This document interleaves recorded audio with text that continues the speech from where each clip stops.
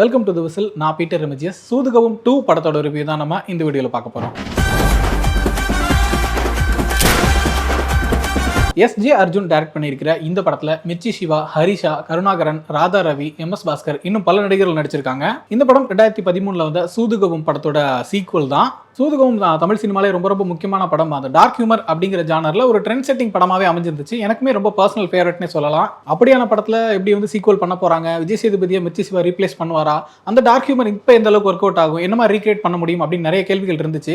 அது எல்லாத்துக்கும் பார்ட் 2 பதில் கொடுத்துருக்கா அப்படிங்கிறத டீட்டெயிலாக பார்க்கலாம். சூதுகம் பார்ட் 2 ஸ்டோரி லைன் அப்படிங்கிறத பத்தி பார்த்தோம்னா கிட்டத்தட்ட பார்ட் 1 மாதிரியே தான் பண்ணியிருக்காங்க. ஒரு பொலிட்டிக்கல் பார்ட்டி இருக்குது, எலெக்ஷன் டைம்ல அங்கே ஒரு பிரச்சனை நடக்குது. அந்த டைம்ல அரசியல் கட்சியில் இருக்கக்கூடிய ஒரு முக்கியமான ஒரு கடத்தல் குரூப் வந்து கடத்திடுறாங்க. அவங்க கொஞ்சம் டம்மியான வேலைகள்லாம் பண்ணிட்டு இருக்கக்கூடிய கிட்னாப்பிங் குரூப். அந்த குரூப் எதுக்காக இந்த பொலிட்டிஷியனை கடத்துறாங்க, அங்க அரசியல் கட்சியில் என்ன மாதிரி பிரச்சனைகள் போயிட்டு இருக்குது, இந்த கடத்தல் குரூப்பையும் சரி அந்த பொலிட்டிஷியனையும் சரி இவங்க ரெண்டு பேரையுமே சம்பந்தமே இல்லாம தேடிட்டு இருக்கக்கூடிய ஒரு ரெண்டு சைக்கோத்தனமான போலீஸ்காரங்க வராங்க. அவங்களோட மோட்டிவ் என்ன, சீக்வல் கூட இந்த ஸ்டோரி எப்படி எல்லாம் கனெக்ட் பண்றாங்க அப்படிங்கறதெல்லாம் தான் சூதுகம் பார்ட் 2 கதை. ஆக்சுவலா இந்த படத்தோட பிகினிங்ல வரக்கூடிய அந்த ஸ்டோரி செட்டப் ரொம்பவே நல்லா இருந்துச்சு. அதாவது சூதுகம் பார்ட் 1க்கு முன்னாடியே இந்த கதை ஆரம்பிக்கிற மாதிரி ஆரம்பிச்சிருக்காங்க. மிர்ச்சி சிவா தான் ஃபர்ஸ்ட் ஆஃப் ஆல் இதெல்லாம் பண்ணிட்டு இருந்தார் அப்படிங்கிற மாதிரி ஆரம்பிச்சு அதுக்கப்புறம் சூதுகம் கதைக்கு வந்துட்டு அதுக்கப்புறம் அதை முடிச்சுட்டு அதுக்கப்புறம் பார்ட் 2 கண்டினியூ பண்றாங்க அப்படிங்கிற மாதிரியான ஒரு சின்ன இன்ட்ரோ வந்து பிகினிங்ல கொடுத்திருந்தாங்க. அதையெல்லாம் கடந்து ஆரம்பிச்சு அதுக்கப்புறம் இந்த கதையில என்ன சொல்ல போறாங்க, என்ன மாதிரி விஷயங்கள் பண்ண போறாங்க அப்படின்னு சொல்லி யோசிச்சோம்னா கிட்டத்தட்ட பார்ட் 1 அதே டெம்ப்ளேட்ல ஒரு படம் தான் பண்ணிருக்காங்க. ஃபர்ஸ்ட் பார்ட்ல விஜய் சேதுபதி அண்ட் கேங் வருவாங்கல, அதே மாதிரி மிர்ச்சி சிவா அண்ட் கேங் இன்னும் ரெண்டு பேர் வராங்க. அதே மாதிரியான கடத்தல்கள் எல்லாமே பண்ணிட்டு இருக்காங்க. இவருக்குமே அதே மாதிரி ஒரு இமேஜினரி கேர்ள் கேரக்டர் கூடவே இருக்காங்க. அவருக்கு மட்டும் தெரியுற மாதிரி, அவர் கூட மட்டும் பேசுற மாதிரி. இந்த பக்கம் பொலிட்டிக்கல் சைடு மட்டும் பார்ட் 1 கண்டினியூஷன் மாதிரியான ஒரு போர்ஷன் ஒன்று போகுது. அதுல வந்து கருணாகரன் அமைச்சர் ஆகிற மாதிரி அந்த படத்தை முடிச்சிருப்பாங்க. அருமை பிரகாசம்ங்கிற கேரக்டர். இதுல அவர் கட்சிக்குள்ள பயங்கர செல்வாக்கான ஆளா ஆயிட்டாரு. அதுக்கப்புறம் கட்சியில் என்ன மாதிரி விஷயங்கள்லாம் பண்ணிட்டு இருக்காங்க, அடுத்த கட்டமா கட்சி எப்படி கொண்டு போறாங்க அப்படிங்கிற விஷயம் நடந்துகிட்டு இருக்கும்போது அவரை இந்த கடத்தல் குரூப் கடத்திடுறாங்க. அந்த இடத்துல இருந்தா படம் சூடு பிடிக்க ஆரம்பிக்குது. இவங்க எதுக்காக கடத்தினாங்க, இவர் எப்படி தப்பிக்க போறாரு, கட்சிக்குள்ள இது என்ன மாதிரியான விளைவுகளை ஏற்படுத்துது, இதெல்லாம் நோக்கி தான் படம் போகுது. ஃபர்ஸ்ட் இந்த படத்துல இருக்கக்கூடிய பாசிட்டிவ்ஸ் பத்தி பார்த்துடலாம். இந்த படத்தை வந்து இது வந்து பார்ட் 1 அளவுக்கு இருக்குமா, விஜய் சேதுபதியை ரீப்ளேஸ் பண்ற அளவுக்கு சிவா ஏதாவது பண்ணிருப்பாரா அப்படிங்கிற மாதிரி சிந்தனைகள்லாம் எதுவுமே இல்லாம இது ஒரு இண்டிவிஜுவல் ஃபிலிமா பார்த்தோம் அப்படின்னா நிறைய இடங்கள்ல காமெடி நல்லாவே ஒர்க் அவுட் ஆயிருக்கு. ரொம்ப இன்டென்ஸான டார்க் ஹியூமர் அப்படின்லாம் இறங்காம நிறைய சில்லி காமெடிஸ் பண்ணிருக்காங்க. அதுவுமே நிறைய இடங்கள்ல நல்லாவே ஒர்க் அவுட் ஆயிருக்கு. சிவா நம்ம எல்லாருக்குமே தெரியும், அவரோட ஸ்டைல்ல ஒரு விஷயம் பண்ணிட்டு இருப்பாரு. சின்ன சின்ன டயலாக்ஸ் கூட பெரிய மெனக்கட்டு கூட டயலாக் டெலிவரி பண்ண மாட்டாரு.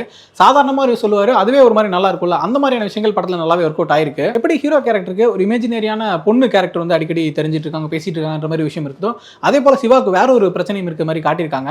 குடிக்கலன்னா அவருக்கு வந்து பாம்பு தெரிய ஆரம்பிச்சிடும். அந்த பாம்பு அவர் கண்ணை விட்டு விலகணும்னா அவர் குடிக்கணும் அப்படிங்கிற மாதிரி விஷயத்தையுமே இது கிரியேட் பண்ணிருக்காங்க. அதை வச்சு நிறைய ஃபன்னான பிளே எல்லாமே இந்த படத்துக்குள்ள பண்ணிருக்காங்க. அப்படியே இந்த பக்கம் வந்தோம்னா பொலிட்டிக்கல் இஷ்யூஸ் போயிட்டு இருக்குது. அங்க கருணாகரன் என்ன பண்றாரு அப்படின்னு சொல்லி யோசிக்கும் போது கிட்டத்தட்ட ஒரு செகண்ட் ஹீரோ மாதிரி கருணாகரனோட கேரக்டரும் சரி, ஒரு பெர்ஃபார்மன்ஸும் சரி, ஒரு பெரிய பலமா இந்த படத்துக்கு அமைஞ்சிருக்கு. ஃபர்ஸ்ட் பார்ட்லயே நம்ம பார்த்திருந்தோம், அருமை பிரகாசம் அப்படிங்கிற கேரக்டரே மறக்க முடியாத ஒரு கேரக்டரா இருந்துச்சு. கிட்டத்தட்ட ஃபர்ஸ்ட் பார்ட் ஈக்குவலா அல்லது அதை விட அதிகமாவே நல்லா ஒர்க் அவுட் ஆயிட்டு இருக்க ஒரு விஷயம் அப்படின்னா அருமை பிரகாசத்தோட கேரக்டர் தான். ஒரு பொலிட்டிஷியனோட பையனா இருந்துட்டு சின்ன சின்ன சீட்டிங்ஸ் எல்லாம் பண்ணிட்டு இருக்கக்கூடிய ஒருத்தன் கொஞ்சம் கொஞ்சமா வளர்ந்து அமைச்சர் ஆயிட்டான். அதுக்கப்புறம் வந்து அடுத்த கட்டம்லாம் போக போறான் அப்படிங்கிற மாதிரி ஆயிடுச்சுன்னா அவன் என்ன மாதிரி வேலைகள் எல்லாம் பண்ணுவான்ற விஷயம் இருக்குல்ல, அது எல்லாமே இந்த படத்துல நல்லாவே இருந்துச்சு. இந்த முக்கியமான கேரக்டர்களுக்கு படம் முழுக்க சின்ன சின்ன சீரியஸான பிரச்சனைகள் வந்துகிட்டே இருந்தாலும் அது எங்கேயுமே ரொம்ப சீரியஸ் ஆயிடாத மாதிரி சின்ன சின்ன காமெடிஸ் போட்டு நல்லாவே கொண்டு போயிட்டு இருந்தாங்க. காமெடி ஏரியா பொறுத்த வரைக்கும் ஓரளவுக்கு பெருசா எதையும் யோசிக்காம பார்த்துட்டு இருக்கோம் அப்படின்னா என்ஜாய் பண்ணி பார்க்கலாங்கிற மாதிரி தான் இருக்கு. பட் ரெண்டு விஷயம் மைண்ட்ல வச்சுக்கணும். பார்ட் 1 அளவுக்கு எதிர்பார்க்க கூடாது, இன்னொன்னு விஜய் சேதுபதி பண்ணியிருந்தார்ல அந்த ஸ்டாண்டர்ட் இருக்கணும் அப்படிங்கறத எதிர்பார்க்க கூடாது. இது ரெண்டையும் தவிர்த்துட்டு பார்த்தோம்னா காமெடி வைஸ் ஓரளவுக்கு டீசென்ட்டா ஒர்க் அவுட் ஆயிருக்கு. அடுத்ததா கதை அப்படின்னு சொல்லி பார்த்தோம்னா ஓரளவுக்கு இன்ட்ரெஸ்டிங்கான ஸ்டோரி தான். அதுல வந்து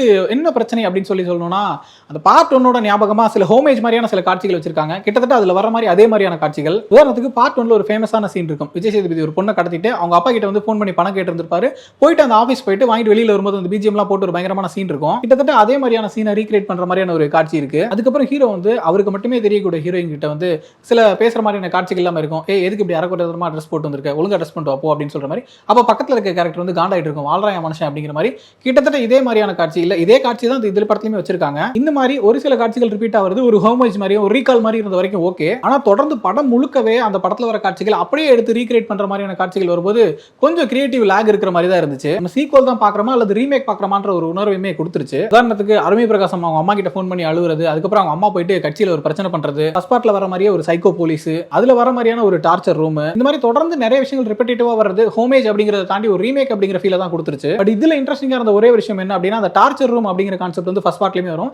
ஒரு இருட்டான ரூம்ல விட்டுருவாங்க, எதுவுமே தெரியாதுங்கிற மாதிரி போட்டு அடி அடிச்சிட்டு இருப்பாரு அந்த போலீஸ். பட் இதுல வந்து வெள்ளைன்னு வெளிச்சமா இருக்கக்கூடிய ஒரு ஒயிட்டான ரூம்குள்ள விட்டுறாங்க. வெள்ளையை தவிர்த்து வேற கலரே இல்ல அப்படிங்கிற மாதிரி. அந்த ஐடியாவும் அந்த அந்த ரூம்குள்ள நடக்கக்கூடிய சீக்வன்ஸும் ரொம்பவே காமெடியா இருந்துச்சு. அடுத்ததா ஒரு சில காட்சிகள் கொஞ்சம் அவுடேட்டடா இருந்த மாதிரியும் ஒர்க் அவுட் ஆகாத மாதிரியும் இருந்துச்சு. உதாரணத்துக்கு ஒரு கார் இன்னொரு காரை வந்து சேஸ் பண்ணி போயிட்டே இருக்குது, கையில துப்பாக்கி இருக்குது, தொடர்ந்து சுட்டுக்கிட்டே இருப்பாங்க, ஆனா அந்த கார்ல இருக்க யாருக்குமே எதுவுமே ஆகாது அப்படிங்கிற மாதிரியான ஒரு சீக்வன்ஸ். அடுத்ததா வில்லன் கையில துப்பாக்கி எல்லாம் இருந்து ரொம்ப நேரமா ஹீரோ அடிக்க கஷ்டப்பட்டுக்கிட்டு அதுக்கப்புறம் அடிக்க முடியாம தோத்து போற மாதிரியான ஒரு சீக்வன்ஸ். அதுக்கப்புறம் ஒரு நெகட்டிவ் கேரக்டர் வந்து தலைகீழா தொங்கிட்டு சுத்தி சுத்தி சுட்டுக்கிட்டே இருக்குது, அங்க இருக்கிற யார் மேலேயுமே குண்டே படல. ஒரு காமெடியான சீக்வன்ஸ் மாதிரி ட்ரீட் பண்ணிருக்காங்க, அதுவுமே பெருசா ஒர்க் அவுட் ஆகல. இந்த மாதிரி ஒரு சில அவுடேட்டடான காட்சிகளும் ஒரு சில காமெடி காட்சிகளும் பெரிய அளவுல ஒர்க் அவுட் ஆகல. அடுத்ததா விஷுவலா பார்க்கும்போது ஒரு பெரிய பட்ஜெட் லிமிடேஷன் இருந்திருக்கும் அப்படிங்கிற மாதிரி தான் இந்த படம் பார்க்கும்போது தோணுச்சு. ரொம்ப கம்மியான லொகேஷன்ஸ்ல ரொம்ப கம்மியான ஆர்டிஸ்ட் வச்சு ஒரு பெரிய கிராண்டான விஷுவல் காட்ட வேண்டிய இடத்துல கூட ஒரு லிமிட்டடான விஷுவல்ஸ் தான் காட்டியிருக்காங்க. ஒரு சில முக்கியமான காட்சிகள்லாம் கிரீன் மேட்ல வச்சு ஷூட் பண்ண மாதிரி தான் இருந்துச்சு. பட் அது கூட ஓகே, பட்ஜெட் லிமிடேஷன் இருக்குன்னா அதுக்குள்ள அவங்க எவ்வளவு தூரம் பண்றாங்க அப்படிங்கறத நம்ம பாராட்டணும். ஆனா கிரியேட்டிவாமே சில லிமிடேஷன்ஸ் இருந்த மாதிரி இருந்துச்சு. நிறைய இடங்கள்ல கிரியேட்டிவா புதுசா ஏதாவது பண்ணியிருந்திருக்கலாம் இடத்துல கூட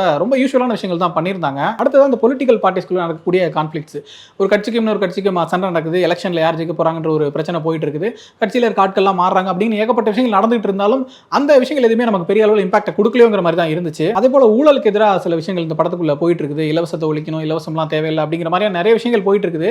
இலவசத்துக்கு எதிரான ஒரு பிரச்சாரம் அப்படிங்கிறத தவிர்த்துட்டு அதுல இந்த படத்துக்கு சப்போர்ட் பண்ணக்கூடிய விஷயங்கள் எதுவுமே இல்ல. அடுத்ததா பெர்ஃபார்மன்ஸ் அப்படின்னு சொல்லி பார்த்தோம்னா ஒரு சீக்வல் எடுக்கும்போது முதல் பார்ட்ல இருக்கிற மாதிரியான ஆட்கள் இருக்காங்களா, அந்த மாதிரியான பெர்ஃபார்மன்ஸ் இருக்குது அப்படிங்கிற கம்பேரிசன்ஸ் எப்பவுமே வரும். ஆனா பெரிய அளவு கம்பேர்லாம் பண்ணாம ஃப்ரீ மைண்டோட பார்த்தோம்னா எல்லாரோட பெர்ஃபார்மன்ஸுமே அக்செப்டபிளாகவும் கன்வின்சிங்காகவும் தான் இருக்கு. அதுல இதுல வர நிறைய காமெடி காட்சிகள் வந்து பெருசாலாம் இதை யோசிக்க கூடாது, மிர்ச்சி சிவாவோட காமெடி இப்படிதான் இருக்கும் அப்படிங்கிற ஒரு மைண்டோட உட்காந்து பார்த்துட்டு இருந்தோம்னா உண்மையாவே என்ஜாய் பண்ணி பார்க்குற மாதிரி தான் இருந்துச்சு. ஓவராலா சூதுகம் 2 எப்படி இருக்கு அப்படின்னு சொல்லி கேட்டீங்கன்னா ஃபர்ஸ்ட் பார்ட் அளவுக்கு இல்லைனாலும் கம்ப்ளீட்டா என்ஜாய் பண்ணி கலகலன்னு பார்க்கக்கூடிய ஒரு படமா இல்லைனாலும் ஓரளவுக்கு என்ஜாய் பண்ணி பார்க்கலாம் அப்படிங்கிற ஒரு படமா தான் வந்திருக்கு. நீங்களும் பாருங்க, பார்த்துட்டு உங்களோட ஒப்பீனியன் என்ன அப்படிங்கிறத கமெண்ட்ல சொல்லுங்க.